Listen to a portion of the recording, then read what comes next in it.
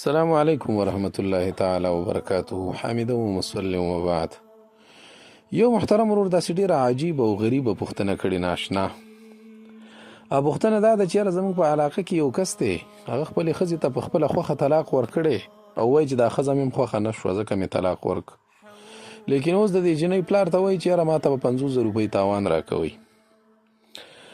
نو جناب عالي که داسې مسله وي چې د کس چې دا کم طلاقي دی د دې جنۍ پلار ته چې کوم مقرر او مسمى او معلوم مهر و هغې ټول ورته ورکړی، لکه سوچ وکړه دا سوچ به وکړو چې د دې جنۍ مهر 15 لکه روپۍ و او د دا 15 لکه روپۍ ټولې د دې جنۍ پلار ته ورکړي وي او بیا یې ورسره مطلب دا د خلوت صحیحه نه وي راغلی، یعنې د جنۍ سره یو ځای پاتې شوی نه وي، شپه یې ورسره نه تېره کړي یا ورسره په یو کمره کې وخت نه تېر کړی او یې کوروالی وغیره ورسره نه یې کړي، نو بلکل بیا د دې سړي دا حق دی چې نیم مهر د دې ښځې نه واپس واخلي. لکه 15 لکه روپۍ ورکړي نو 2.5 لکه روپۍ مطالبه کوی شي، یعنې که د اوس 1 لک ورکړي وي او د 50,000 مطالبه دی کوي نو بلکل دا مطالبه برحقه ده.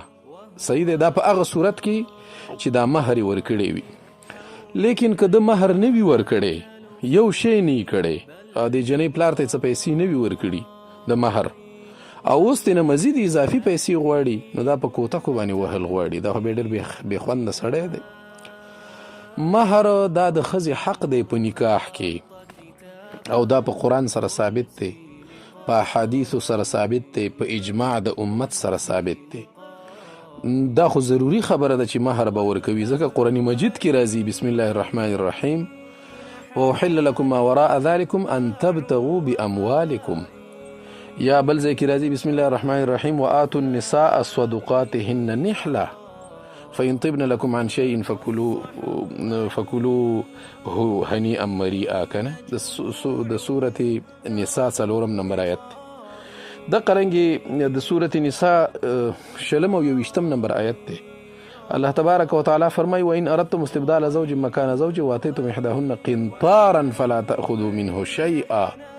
الله وی که مالی کثیر ورته ورکړی وي، مالی کثیر 12,000 درهمه، بیا هم فلا تأخذوا منه شیئا، معمولی شی به هم ترې واپس نه اخلي. چې یو ځل طلاق ورک نو بیا به څنګه څه ترې نه اخلي، دا په قرآن سره ثابته خبره ده.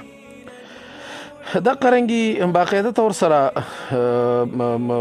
فتاوا عالمګیریه کې په دې باندې غټ بحث کړی چې یاره مثلا نکاح په څه شي سره انتها ته رسیږي یا مهر په څه شي مؤکد کیږي او نکاح سره ته پې ورسیږي. هغه په 3 خبرو باندې د المهر يتأكد بأحد معان 3: الدخول والخلوة الصحيحة وموت أحد الزوجين.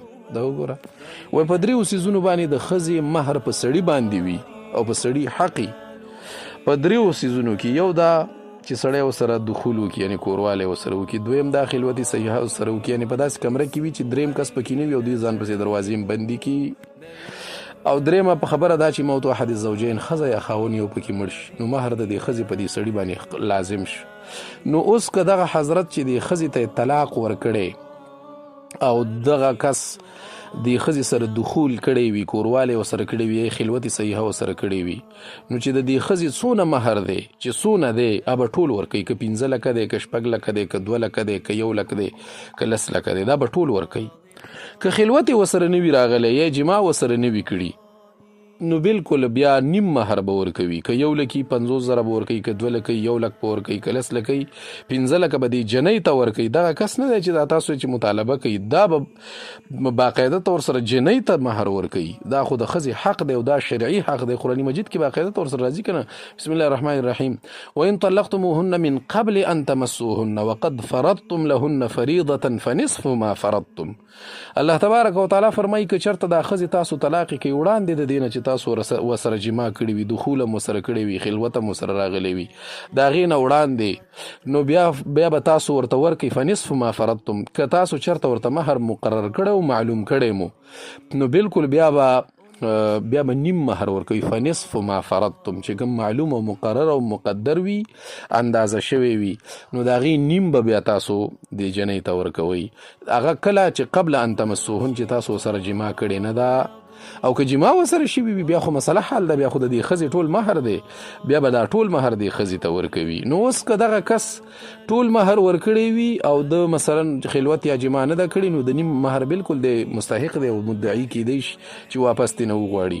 لیکن که بالکل مهر نه دی ورکړی، نو اضافي به دی مهر ورکوي، دی به چانه مطالبې نه کوي، دی په کوتک وواله. او تاسو زما په فکر تاسو افغانستان نه میسج کړی، نو افغانستان کې خو اوس اسلامي نظام دی، اسلامي امارت دی، لاړ دي شي هلته د باقاعده طور سره به اف آی آر ورباندې وکړي په تاڼه کې یا په دغه کې هلته چې کومه دغه وي، نو هلته د پولیسو ته ورشي، هلته د قاضي صاحب ته ورشي، اسلامي قاضیان هلته موجود دي، هغې ته د باقاعده طور سره کینی او دا سړی دې راګیر کړي او مهر دې ترېنه دا جنۍ واخلي. صحیح دی.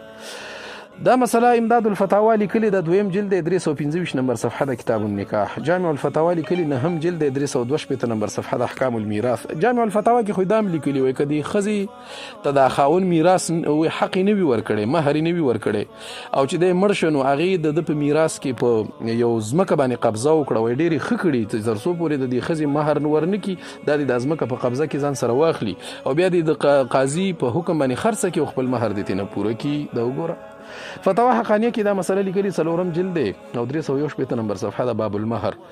او فتاوا دارالعلوم دیوبند کې هم دا مسله لیکلي ده. فتاوا دارالعلوم دیوبند 8 جلد 8 بخنه غواړم 130 نمبر صفحه د کتاب النکاح. فتاوا دارالعلوم دیوبند کې خو لادام لیکلي دی وای یو خزر ولګي دا وسړی ته ویل چې خیر دې ما طلاق کا او هغه وسره خلع نه کړو، طلاق ورک، بیا که اگر چې د دې خزي په غوښتنه او مطالبه وي، بیا دا خزه مستحقه د مهر ده او مهر به تینه اخلي. او دا مسله ته ویل فتاوا عالمگیری لیکلي ده جلد 2 صفحه د 304 دارالفکر بیروت چاپ د کتاب النکاح د الباب السابع فی المهر الفصل الثاني فيما يتأكد به المهر. نو خلاصه د خبرې دا شو کدي سړي د خلکو ته پیسې یا د مهر پیسې نوي ورکړي، مزید پیسې تینه غواړي، نو د ډبول پکار دی، وهلي پکار دی، او دنه دغه نیم مهر مخستل پکار دی که قبل الدخول وي او که بعد الدخول وي، نو بیا پوره مهر، یا خلوت راغلی وي نو پوره مهر. السلام علیکم ورحمت الله تعالی.